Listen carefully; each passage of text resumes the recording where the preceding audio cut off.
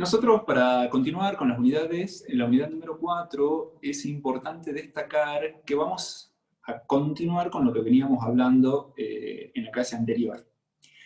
Nosotros dijimos que lo que nos interesa en este aspecto o en este punto de personas tenía que ver con cuál es la importancia en base a la relación jurídica. Recuerdan que cuando hablábamos de la relación jurídica nosotros teníamos tres aspectos que íbamos a considerar así como los más importantes, y dentro de ellos desarrollar o continuar con la materia. Primero que es el que tiene que ver con los sujetos, y dentro de los sujetos nosotros teníamos dos, a la persona humana y a la persona jurídica. El objeto y la causa de esa relación jurídica. A la persona humana ya la vimos, ahora lo que vamos a desarrollar el día de hoy es a la persona humana. ¿Bien? Para hablar de la persona humana es importante tener en cuenta que este ente ideal del cual hablamos siempre, o al cual consideramos, es esta posibilidad o esta circunstancia de reconocerle derechos, y al mismo tiempo que se le reconoce derechos, también se le otorgan y se le dan obligaciones, está vinculado o tiene que ver con la circunstancia de que es el derecho quien le viene a atribuir a ese ente la facultad, la potestad y la posibilidad de adquirir o de contraer obligaciones. Cuando nosotros pensamos en la persona jurídica, en esta persona jurídica ente ideal, hay que tener en cuenta tres aspectos, principalmente vamos a desarrollar dos, donde hay una teoría que viene a negar la personalidad, ¿sí? Que son las teorías naturalistas, que serían las teorías que niegan la personalidad de la persona jurídica, la personalidad en el sentido de cómo nosotros lo reconocemos como la capacidad o la aptitud para contraer derechos y obligaciones. Y dentro de esta también tenemos las teorías jurídicas.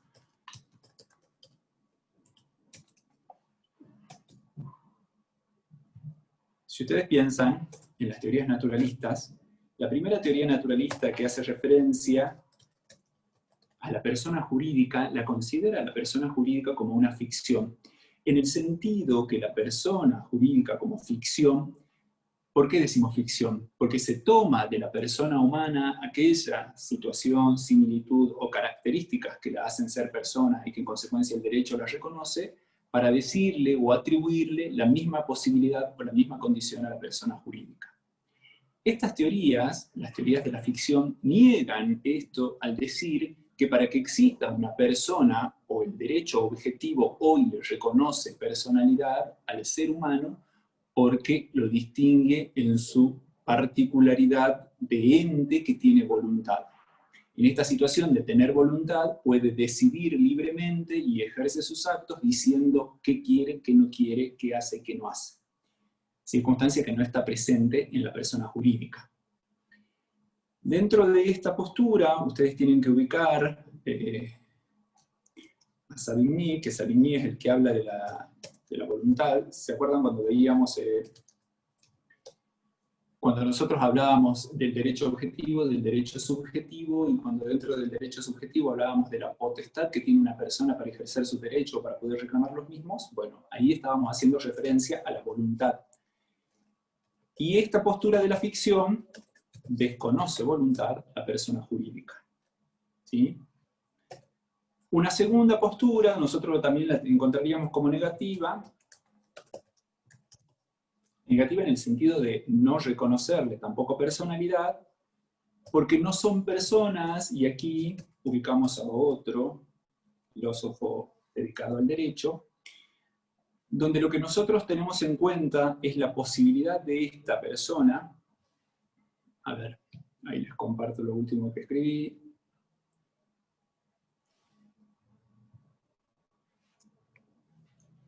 Lo que dice Jering es que lo que nosotros tenemos dentro de la persona jurídica es a miembros que son personas humanas y que esas personas son quienes voluntad y quienes manifiestan sus deseos y quienes al mismo tiempo se aprovechan con las ventajas o se perjudican con las desventajas de la persona jurídica.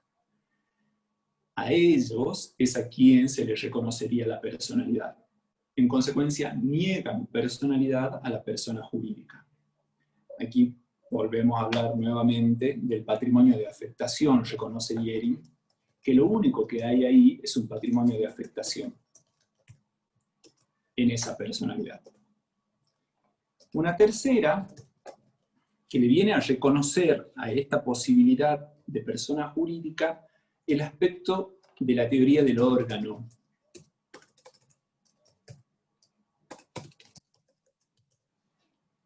¿En qué sentido? En el sentido de decir que la persona jurídica existe, funciona y se la puede reconocer para el Estado o para el derecho, en la medida y en tanto y en cuanto hay miembros que vienen a suplir o a ocupar el lugar de órganos dentro de esa persona jurídica. Dentro de las posturas jurídicas, estas serían las que nosotros vemos como naturalistas, que le desconocen a la persona jurídica existencia por el solo hecho de que no tienen identidad o identificación con lo que sería la persona humana. En las teorías jurídicas existen situaciones diferentes donde nosotros podemos ubicar a dos autores, a Kelsen y al italiano Ferrara. ¿Sí? Con nosotros, lo que venimos a decir con las teorías jurídicas es que es el propio derecho, ¿y quién sería el derecho acá en este aspecto? El aspecto del derecho objetivo, que así como le reconoció al ser humano entidad y personalidad para atribuirle derechos, al mismo tiempo lo está haciendo con la persona jurídica. El derecho objetivo es el que le dice a la persona jurídica, existan miembros detrás, existe un patrimonio de afectación o cualquiera de las otras circunstancias mencionadas anteriormente, es el derecho el que le viene a reconocer la personalidad. Y aquí tomaríamos lo que ya habíamos dicho en la clase anterior cuando hablábamos de una atribución. ¿Sí? ¿En qué sentido de atribución? En el sentido de decir que es el derecho objetivo quien le va a atribuir a la persona jurídica la posibilidad de funcionar o de existir en la sociedad. Ferrara toma otro aspecto, y Ferrara lo que viene a decir es que existió en el mundo, existió en la antigüedad y existe hasta el día de hoy una organización social que necesitó ser reconocida. Esta organización social vista hoy con el concepto de empresa, donde ¿qué es lo que vemos nosotros? Un grupo de personas que se agrupan, se reúnen para conseguir un fin. Ese grupo de personas actuando de manera colaborativa, cooperativa, y en cierto punto como una empresa, lo que están haciendo es buscar el reconocimiento por parte del Estado para decir que su fin existe. ¿Se comprende?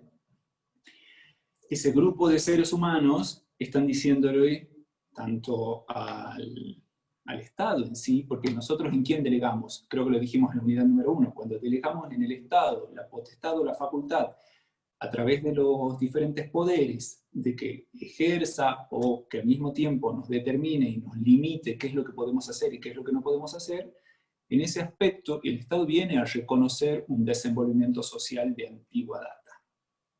¿Sí? Y al mismo tiempo tiene que decir, bueno, a ese grupo de seres humanos que buscan un fin, ¿qué le damos? ¿Cómo hacemos con ellos? Y el Estado lo hace a través de esta teoría de la ficción, que ustedes pueden llamarla, también pueden llamarla como la teoría del órgano, donde nosotros reconocemos que existe una persona y que esa persona es una persona jurídica. Ahí nosotros vamos a tomar como definición de persona jurídica la definición que tiene el fundamento de la ley 19.550. La Ley General de Sociedades trae entre sus fundamentos esta definición de persona jurídica. ¿Sí? ¿Y qué es lo primero que ustedes tienen que destacar de esta conceptualización? Que existen en una realidad o que existen en un plano jurídico, que la persona jurídica sigue estando idealizada, porque perfecto, no tiene voluntad, no tiene una identificación física donde reconocerla, pero sin embargo, en la realidad jurídica sí existe. ¿Sí? ¿Y quién es la que le reconoce o quién es la que le atribuye personalidad? La propia ley. La propia ley le dice cómo va a funcionar. para que usted sea persona jurídica, cuáles son los actos y los pasos que tiene que cumplir para llegar a poder ejercer sus derechos como quiera. ¿Sí? Es importante también destacar ahí esto, que es lo que decía Ferrara, que es lo que nosotros tomamos de las teorías jurídicas, cuando estamos haciendo referencia a un grupo humano. ¿Sí? Para que exista una persona jurídica, detrás de ella puede haber otra persona jurídica. Pero sin embargo, si nosotros seguimos esa línea o esa serie de eslabones, vamos a llegar a un grupo de seres humanos, donde ellos tuvieron la idea principal, o la primera intención, o la primera voluntad de crear a esa persona jurídica, o de usar de esa persona jurídica para alcanzar un fin. Esto, que está al final, también es como muy importante de resaltar. La persona jurídica hoy existente en el ordenamiento jurídico es la persona jurídica que busca realizar un fin lícito. Cualquier otra persona jurídica que esté buscando un fin diferente o que sea un fin ilícito, contrario a la moral o a las buenas costumbres, no será una persona jurídica y en consecuencia iremos haciendo referencia al derecho o la justicia, va a ir directamente contra las personas involucradas ahí, contra las personas humanas involucradas en esos actos.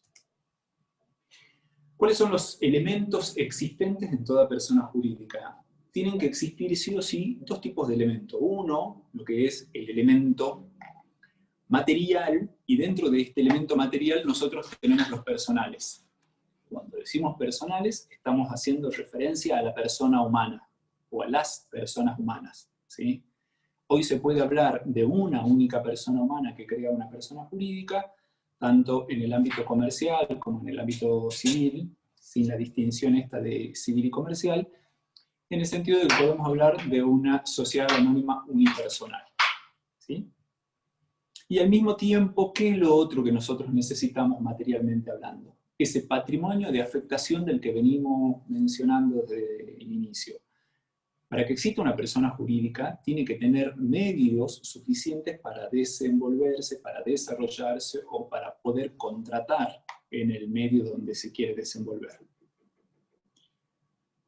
Es importante que ustedes también tengan en cuenta que este patrimonio de afectación viene a crear una cuestión particular y singular en el sentido de que ahí nosotros tenemos una separación.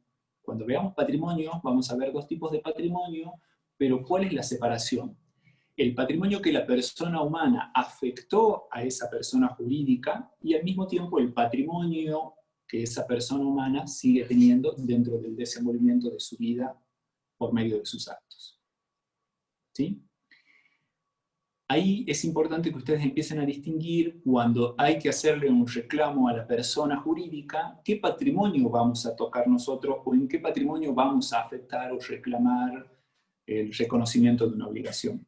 Únicamente cuando la obligación sea contraída por la persona jurídica vamos a poder atacar ese patrimonio afectado de la persona jurídica o de la persona humana afectada a una persona jurídica. No vamos a poder hacerlo de manera diferente con el patrimonio personal por una obligación contraída por la persona jurídica. Esto es redundante, pero sí es importante que ustedes lo entiendan y lo vean de esa manera. ¿Ya? La segunda parte de los elementos, cuando hacemos referencia a los elementos formales de la persona jurídica, el primero es el de la normatividad. Para que exista persona jurídica, tiene que existir una norma, tiene que existir una ley que le reconozca, que le establezca su existencia. Acá voy a necesitar de la colaboración de ustedes. ¿Quién estaba ahí? Yolvina, que estaba almorzando. Daniel. No, yo ya terminé de almorzar. Necesito que lea, por favor, el artículo 141 del Código Civil y Comercial. Bueno. 141. Sí. Personalidad, composición. Definición. Son personas jurídicas todos los entes a los cuales el ordenamiento jurídico les confiere aptitud para adquirir derechos y contraer obligaciones, para el cumplimiento de su objeto y los fines de su creación. Bien, perfecto. ¿Se comprendió? En ese artículo nosotros tenemos parte de la definición que habíamos dicho al comienzo, y también tenemos otra situación particular que ahí nosotros empezamos a delinear cuáles son los límites que tiene esta persona jurídica. Nos dice también el artículo 141 que es la ley la que determina cuál es la persona jurídica y cuáles son los límites. Ahí estamos cumpliendo nosotros con este elemento de la normatividad. Dentro de este capítulo 1 de personas jurídicas, el Código Civil y Comercial es la ley que nos establece en líneas generales cómo nace, cómo existe y cuánto tiempo dura una persona jurídica. Al mismo tiempo nos dice cuál es la capacidad y cuál es la responsabilidad de esta persona jurídica. ¿Sí? Si ustedes quieren irse al ámbito comercial o al ámbito empresarial, vamos a tener que entrar en una ley de sociedades, en una ley general de sociedades, al mismo tiempo en una ley de capital emprendedor, en una ley de una competencia que no sea desleal, y otras leyes más que van a ir explicando cuáles son los alcances para la existencia de esa persona jurídica. ¿Se comprende? Sí. El segundo elemento, dentro de los formales, nosotros tenemos el acto constitutivo. Para que exista persona humana es necesario un acto constitutivo, y un acto constitutivo en el sentido de acto jurídico. ¿Alguien recuerda acá la definición de acto jurídico? ¿Cuándo existe un acto jurídico?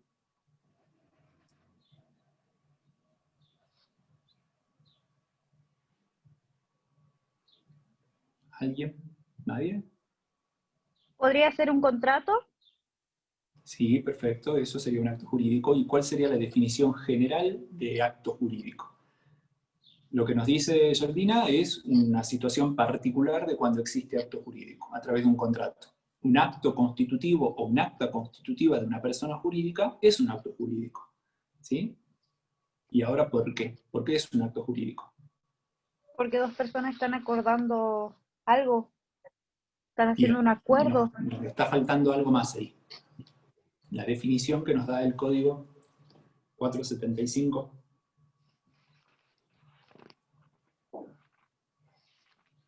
El acto voluntario lícito que tiene por fin inmediato crear, modificar, transferir o extinguir relaciones o situaciones jurídicas. ¿Sí? Ese es el acto jurídico. Aquí nosotros tenemos como acto constitutivo lo que podría ser este contrato. Este contrato entre, como dice Jordina, dos o más partes que quieren crear una persona jurídica. Eso se denomina acto constitutivo. Es un acto jurídico donde las partes expresan su voluntad, y esta voluntad es manifiesta, dicen queremos, el objeto es tal, el capital o el patrimonio que aportamos es tanto, su duración es esta, va a ser de 50 años, su sede se va a encontrar en la provincia de Salta, ¿se entiende? Se limitan algunas cuestiones de qué puede suceder a futuro con esa persona jurídica, qué no puede. Ahí tenemos nosotros, en ese acto jurídico, el nacimiento, si ustedes quieren relacionarlo con la persona humana, el momento en el que nace. ¿Sí? Y lo último, para cerrar este ciclo, es el reconocimiento o la registración. Y cuando nosotros hablamos ahí del reconocimiento, estamos hablando del reconocimiento estatal. ¿Se entiende? A ver, vamos a agregar ahí algo. Porque sería importante que un reconocimiento estatal, ¿qué sería? El reconocimiento por parte del Estado de decirle, está bien, perfecto, ahora existe la persona jurídica. El reconocimiento estatal tiene que ver con la registración en el registro público. Ah, está bien, cuando van a dar el alta, digamos. Exactamente, sí, está conocido así como lo dice usted ahora. A ver, ahí creo que amplié esto para que quede mejor. Cuando nosotros hablamos de que la persona, porque bueno, ustedes cuando lleguen a tercer año y estudien una materia que se llama Derecho Societario, van a estudiar una situación muy particular, que es la del capítulo 4 de la Ley General de Sociedades, cuando se hablaba de la sociedad antes denominada irregular, que era aquella donde existía el acto constitutivo, existía la norma que reconocía a la persona jurídica, sociedad tanto. Existía el aporte del capital, existía la persona humana, existía todo. Pero ¿qué es lo que le faltaba? ¿Qué es lo que le faltaba? Concluir el ciclo porque no tenía la registración. Para el Estado, porque ¿qué es lo que sucede? Uno tiene que ir al Estado, uno tiene que ir al registro público y decirle, señor Estado, necesito que reconozca o que registre la inscripción de este acto constitutivo. En ese acto constitutivo, en esa registración, el acto constitutivo es observado. Será observado más o menos profundamente dependiendo del objeto y dependiendo del tipo de persona jurídica a constituirse. Pero sí será observado, será estudiado, será analizado para poder ser registrado. Si existen situaciones que tienen que ser, no sé, modificadas o adecuadas para poder darle el reconocimiento, se devuelve el expediente, se devuelve el acta constitutiva y se dice, señor, cumplimente o complete lo que le está faltando. Y ahí nosotros podemos decir que concluimos este círculo de decir, existe la persona jurídica. Voy a hacer una comparación bien burda, pero para que quede clara. Cuando nace el ser humano nace y existe. Al momento en el que se inscribe en el registro nacional, en el registro de las personas, en el registro del Estado Civil y Capacidad de las Personas, a partir de ahí tiene una identificación y a partir de la registración existe para lo que sería el mundo legal, para el derecho. ¿Sí? Espero que la comparación, a pesar de que sea burda, alcance. ¿Cuáles son los atributos que tiene esta persona? Cuando nosotros pensamos en los atributos de la persona jurídica, los tomamos de manera similar a como lo tomábamos de los atributos de la persona humana. Necesita un nombre que la identifique, este nombre debe ser original, no tiene que ser repetido, al mismo tiempo este nombre tiene que ser lícito en el sentido de que las frases, palabras o abreviaciones que se utilicen no sean contrarios, repito, a la moral, a las buenas costumbres. El domicilio, cuando nosotros hablamos de un domicilio de la persona jurídica, estamos haciendo referencia al espacio donde se la va a encontrar dentro de una jurisdicción determinada. En el acta constitutiva muchas veces no se establece cuál es el domicilio en el sentido de calle y número, sino que se identifica únicamente o se determina únicamente la jurisdicción dentro de una provincia. Después puede establecerse cuál será la sede donde será el lugar principal del desempeño de sus actividades. Pero sin embargo, este domicilio que se denuncie en el acto constitutivo y que se registre es un domicilio que produce efectos frente a terceros.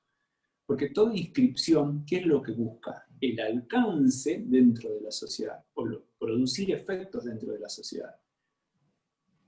El acta constitutiva sin registración únicamente es un instrumento particular y produce efecto entre las partes que lo firmaron. No produce efecto frente a terceros. Después de la registración, después de la inscripción, produce efecto frente a terceros. En consecuencia, el domicilio denunciado o el domicilio constituido ahí será el domicilio que producirá todos los efectos de notificaciones, reclamos y demás que pretenden hacer los terceros para con esa persona jurídica.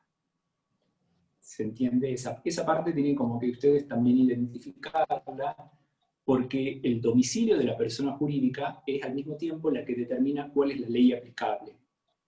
Si ustedes constituyen una sociedad o constituyen una persona jurídica, hablamos de persona jurídica, no hablamos tanto de sociedades.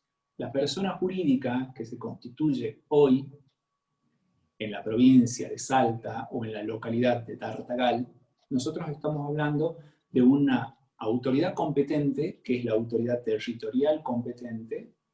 Al mismo tiempo estamos determinando cuál es la jurisdicción y establecemos que la ley aplicable a la misma será la ley, tanto provincial existente en la materia como la nacional. Si el acta constitutiva se celebró en Bolivia, nosotros vamos a tener una jurisdicción totalmente diferente y la ley aplicable para la existencia, validez y vigencia de esa persona jurídica será la de la ley existente en el país donde se constituyó. Por eso, Cuando hablamos del domicilio, hablamos de líneas generales como para determinar la jurisdicción únicamente. Cuando hablamos del patrimonio, dentro del patrimonio nosotros tenemos la posibilidad de que existan bienes materiales e inmateriales, y estos bienes son los que vienen a determinar la posibilidad de que la persona se desarrolle dentro del ámbito donde quiere funcionar. Al mismo tiempo, para poder contraer obligaciones con una persona jurídica, se exige que esta persona jurídica tenga el patrimonio suficiente como para poder responder frente a sus acreedores. No podría existir hoy el acta constitutiva, una de las cláusulas importantes, o uno de los puntos importantes de una acta constitutiva, es establecer cuál es el capital con el cual inicia a funcionar esa persona jurídica. Ese capital, al mismo tiempo, va a ser el generador del patrimonio de esa empresa. ¿Sí? Ese capital que es aportado por las personas humanas, o por otra persona jurídica también, es el que le va a permitir desempeñarse o desarrollarse dentro de la actividad. El cuarto elemento es el que tiene que ver con la capacidad. Aquí nosotros únicamente vamos a hablar de la capacidad de derecho, porque la persona jurídica no tiene capacidad de ejercicio. La capacidad de ejercicio la tiene la persona humana para desarrollarse por sí misma o para realizar por sí misma los actos jurídicos o los hechos que quiere realizar. Como la persona jurídica sigue siendo este ente ficticio o idealizado, necesita del administrador, del representante, del director, de quien vaya a actuar en su nombre. ¿Sí? Así que la capacidad jurídica, la capacidad de ejercicio se limita únicamente para ellos. La capacidad de derecho sí es plena para la persona, porque es la propia que reconoce el artículo 141 cuando dice que es la ley la que le va a reconocer ese ejercicio y esa atribución. Dentro de esa capacidad habría como que poner un límite de esa capacidad de ejercicio. ¿Cuál es el límite? Que hay ciertos actos que no puede realizar la persona jurídica. Y tengan en cuenta, por ejemplo, en los actos que tienen que ver con cuestiones familiares o extrapatrimoniales. El reconocimiento de hijos, contraer matrimonios, postularse para ser elegido en un cargo electivo. En esas circunstancias la persona jurídica, por la propia ley, no puede estar en ese lugar. ¿Se entiende? Y también hay otra limitación que tiene que ver con una cuestión de especialidad. El 141, en la última parte, cuando leía Yoldina, decía ahí muy claramente que únicamente es para el cumplimiento de sus fines o para el objeto para el cual se constituyó. Ahí nosotros tenemos la especificidad en el sentido de decir, la persona jurídica tiene esta finalidad y este objetivo. Si la persona jurídica quiere hacer algo diferente, su propia capacidad de derecho está limitada. ¿Sí? Esas serían como dos características importantes que ustedes tendrían que tener en cuenta. Ahora vamos a volver un segundo. Sí, Franco. Es decir, que está limitada al fin de lo que se crea, para el cual se la creyó, digamos, se la creó. Exactamente, para eso. Pero si, por ejemplo, una persona jurídica, un ente, digamos, una empresa quiere invertir en la bolsa o algunas cosas así, que no es el fin principal de ello. Si no es su fin principal, no podrá hacerlo. Para invertir en acción, para tener acciones y para que sus acciones coticen en bolsa, tiene que haberse creado dentro de uno de los tipos societarios específicos. ¿Sí? Tiene que ser una entidad financiera. Y ahí, dentro de su objeto, cuando ustedes lleguen a tercer año, cuando estudien sociedades, van a leer los objetos de las personas jurídicas, de manera así como específica, las que están dentro del ámbito empresarial. El objeto es extenso, es muy amplio, porque quieren evitar caer en esta situación. ¿Sí? Hoy, las sociedades anónimas simplificadas, las sociedades anónimas unipersonales y demás, es como que también están pensando en esta situación de un objeto amplio, de un objeto plural o de un objeto amplio que le permita muchas actividades. Porque ¿qué es lo que sucedería si celebran un acto que no sería dentro del objeto permitido por ello? Ese acto celebrado es un acto nulo. A ver, quiero volver un segundo a esto. Necesito, sí, de la colaboración de ustedes para que lean el artículo 151.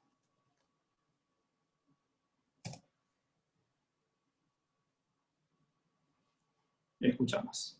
151. Sí, señorita. Los atributos y efectos de la personalidad jurídica. Nombre. La persona jurídica debe tener un nombre que la identifique como tal, con el aditamiento indicativo de la forma jurídica adoptada. La persona jurídica en liquidación debe aclarar esta circunstancia en la utilización de su nombre. El nombre debe satisfacer recaudos de veracidad, novedad y aptitud distintiva, tanto respecto de otros nombres como de marcas, nombre de fantasía u otras formas de referencia a bienes o servicios, se relacionen o no con el objeto de la persona jurídica. No puede contener términos o expresiones contrarios a la ley, el orden público o las buenas costumbres, ni inducir a error sobre la clase u objeto de la persona jurídica. La inclusión en el nombre de la persona jurídica del nombre de personas humanas requiere la conformidad de estas, que se presume si son miembros. Sus herederos pueden oponerse a la continuación del uso, si acreditan prejuicios materiales o morales. Bien. ¿Se comprendió? La propia ley, el Código Civil y Comercial, en este aspecto, en este punto, nos da los lineamientos generales a fines de establecer el nombre de la persona jurídica. ¿Por qué es importante el nombre, tanto en la persona humana como en la persona jurídica? Porque es quien te identifica en el desenvolvimiento de toda la actividad. Para ¿Sí? distinguirse Cuando de hablo los demás. actividad, digo actividad en general. Para distinguirse también de otros, de manera perfecta. Esto que nos dice el artículo en 3 párrafos, lo que nos está diciendo también al mismo tiempo es que si nosotros vamos a elegir el nombre de una persona humana, esa persona humana seguramente es uno de los miembros de la persona jurídica, y si no es miembro, tiene la autorización.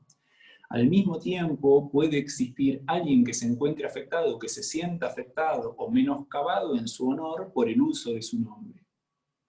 Piensen hoy ustedes en el nombre de cualquier persona o de cualquier figura pública. Que nosotros utilicemos el nombre de una figura pública para crear una persona jurídica, o para identificar una persona jurídica. Toda esa situación, si no produce menoscabo hacia otro, no habría inconveniente, podríamos seguir. Pero sin embargo, ustedes recuerden de este tamiz o de este filtro del que hablábamos que existe dentro del registro cuando la persona jurídica va a ser registrada. ¿Sí? Ahí el nombre es utilizado y es considerado también. Sí, Germán. Justamente hablando de eso, vi una noticia ayer, no de acá, de Chile, que una chica tenía una empresa que producía y vendía miel. Pero pasó que la chica había utilizado el nombre de un actor de Estados Unidos. Y ese actor inició demandas porque usaba su nombre y su cara, digamos. El nombre del negocio ese se llamaba Mel Gibson. O sea, el actor Mel Gibson inició la demanda porque estaba usando su nombre y su cara. En el logo salía su cara y decía Mel Gibson. Y estaba el paquetito, la botellita de miel. ¿Pero a eso se refería usted, más o menos? Exactamente, es eso. Es muy atinado tu ejemplo y a través de esa noticia. Si ustedes ven, ahí la señora o la persona esta que crea esa persona jurídica para su actividad comercial no utiliza el nombre completo del actor, utiliza únicamente una parte, pero sin embargo esa parte del nombre que es utilizada es suficiente como para identificarlo o para poder decir o reclamar la identidad de esa persona. Si ustedes releen, obviamente que van a releer para estudiar esto, cuando ustedes relean, el segundo párrafo del artículo 151 nos dice de manera clara, el nombre debe satisfacer recaudos de veracidad, novedad y aptitud distintiva. Acá perfecto, estamos hablando de una producción de miel. Ella dejó en claro que estaba hablando de Miel, pero a Miel le agregó el apellido de un actor que suena de manera similar su nombre con la palabra Miel. Ahí no podríamos decir que la mujer está hablando de una cuestión de originalidad. Sí, es creativa, no vamos a negarlo, pero sin embargo, ahí estaría faltando los recaudos necesarios como para cumplir con la ley. Avancemos un poquito, vamos con el artículo 152. Necesitamos escuchar a otra persona. Necesito escuchar a otra persona.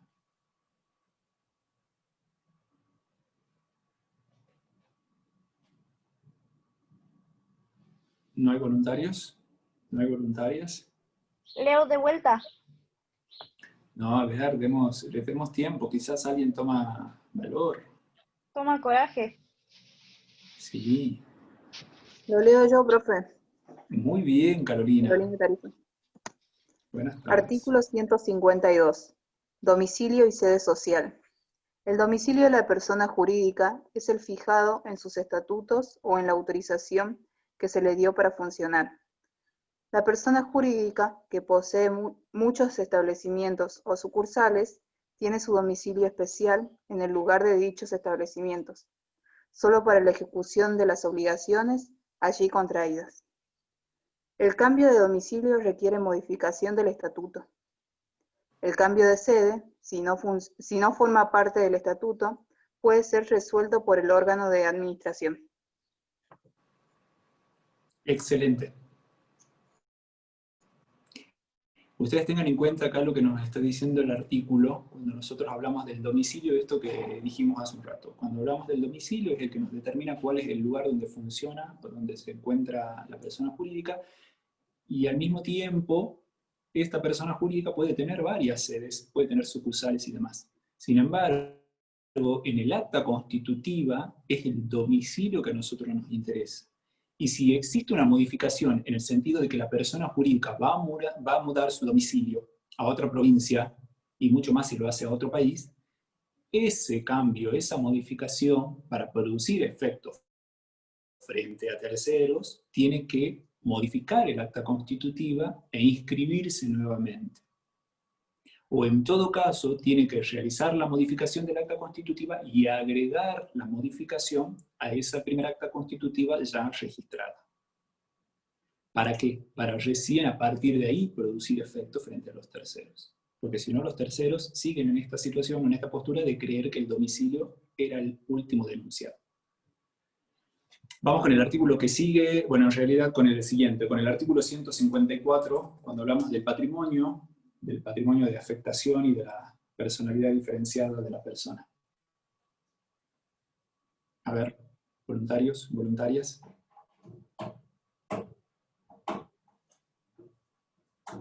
¿Me escuchamos? Patrimonio. La persona jurídica debe tener un patrimonio. Las personas jurídicas en formación pueden inscribir preventivamente a su nombre los bienes registrables. Bien. Muchas gracias, Luciana. Cuando nosotros hablábamos hace un rato del patrimonio y decíamos que este patrimonio era el conjunto de los bienes materiales e inmateriales, estos bienes materiales e inmateriales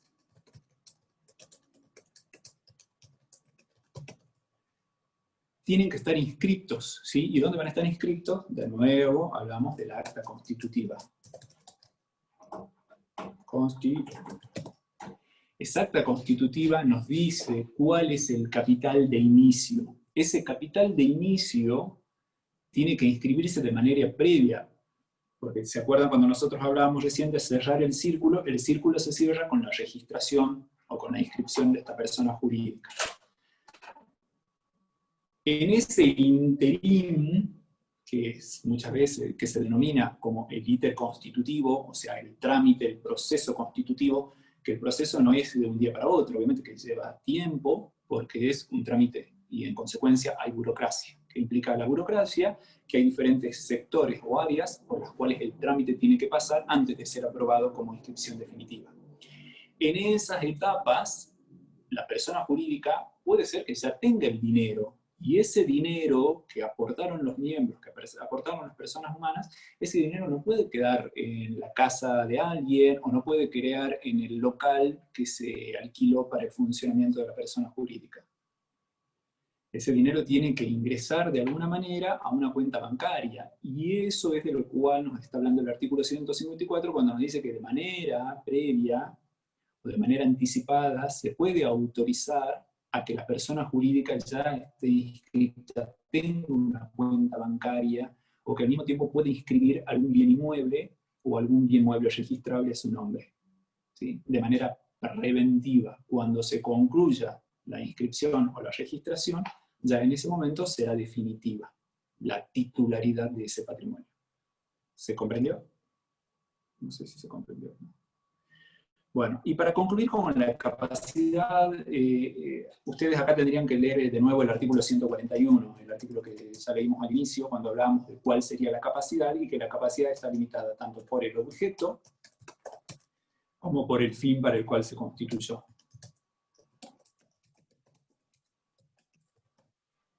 ¿Sí? ¿Alguna pregunta hasta acá? Yo voy a avanzar de manera veloz a lo que sigue, porque esto es la clasificación que ustedes tienen de persona jurídica. Cuando hablamos de la persona jurídica, dentro de las personas jurídicas nosotros tenemos personas jurídicas que son públicas y personas jurídicas privadas. Dentro de las personas jurídicas públicas nosotros tenemos aquellas que son estatales como no estatales.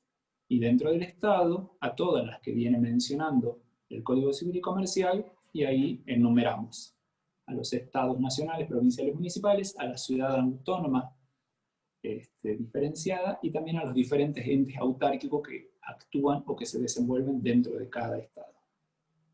Y como no estatales, ahí encontramos nosotros personas jurídicas públicas, a la Iglesia Católica, a los colegios profesionales. Esto, por ejemplo, es algo que ustedes tendrían que ver a futuro, que empezar a mirar como persona jurídica. El Consejo Profesional de Ciencias Económicas es una persona jurídica que actúa en el ámbito público. ¿Qué es lo que distingue a algo de que actúe dentro de un ámbito público y de un ámbito privado? El efecto y el alcance de sus actos, ¿sí? Los actos que celebra el Estado público, el Estado nacional, y que lo hace dentro de la órbita del ámbito público, también como el que lo hacen las entidades católicas o los colegios profesionales, están buscando producir efectos frente a terceros y tienen un alcance mayor de aquel que podría ser celebrado entre particulares o del que busca únicamente producir efectos entre partes. Al mismo tiempo, cuando nosotros hablamos de persona jurídica pública, estamos hablando de un ordenamiento jurídico, que ese ordenamiento jurídico tiene en cuenta dos aspectos muy importantes: el orden público y la seguridad jurídica. Porque vamos a proteger todo el tiempo a las actividades que está realizando tanto esa persona jurídica como a los efectos que produce para la sociedad. Dentro de las personas jurídicas, nosotros encontraríamos de las de derecho privado, las que producen efectos dentro de un ámbito privado, las que buscan o las que tienen una intención de lucro, de aquellas que no tienen una intención de lucro. Yo acá no voy a ingresar mucho más, o no voy a desarrollar más, porque es lo que va a desarrollar el profesor Saifir en la próxima clase, cuando hablen de asociaciones y de fundaciones. ¿Se comprendió? ¿Se comprendió algo hasta aquí? Ustedes me dirán, si no. Sí, se comprendió. Se comprendió perfectamente. Lo que les voy a compartir ahora en el chat, antes de concluir, es el apunte que yo vengo haciendo, que quizás algunos también estén haciendo ese apunte o no. A ver, con todos. Para que ustedes puedan, no sé, para que ustedes puedan trabajarlo, ampliarlo, o ir haciendo sus anotaciones dentro de ese apunte.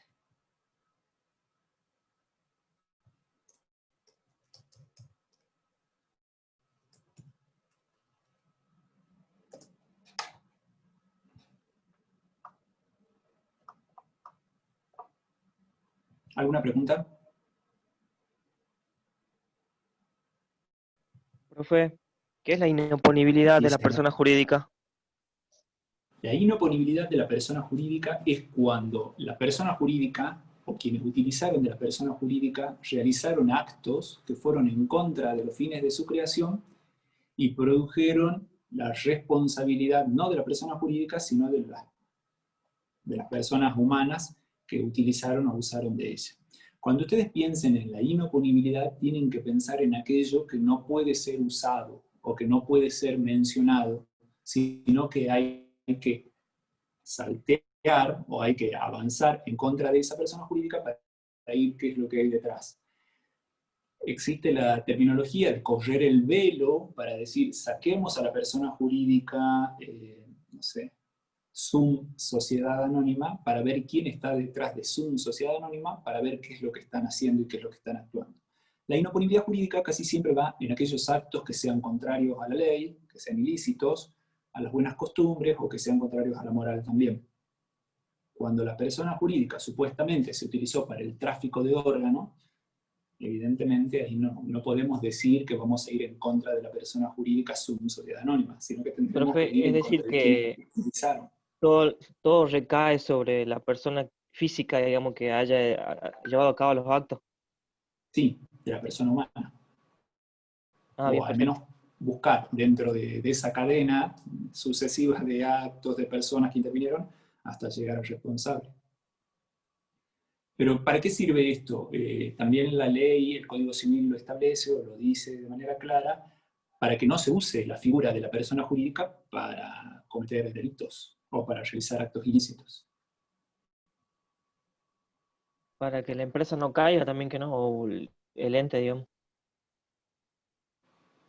Sí, sí puede Por ser, culpa de uno, digamos. porque como dijimos, lo que ustedes tienen que tener en cuenta es que el ente, como sí, lo dijimos a través de las diferentes teorías de aquellas negatorias de la voluntad, el ente no tiene una voluntad de salir a delinquir o de quebrantar la ley, sino que muchas veces son los órganos que utilizan a la persona jurídica quienes para buscar un fin de enriquecimiento, no sé, de quebrantamiento de la ley o el fin que ustedes quieran, usa de la persona jurídica para realizar esos actos. ¿Sí? Bueno, yo aquí voy cerrando. Ustedes, si tienen alguna otra pregunta, me avisan.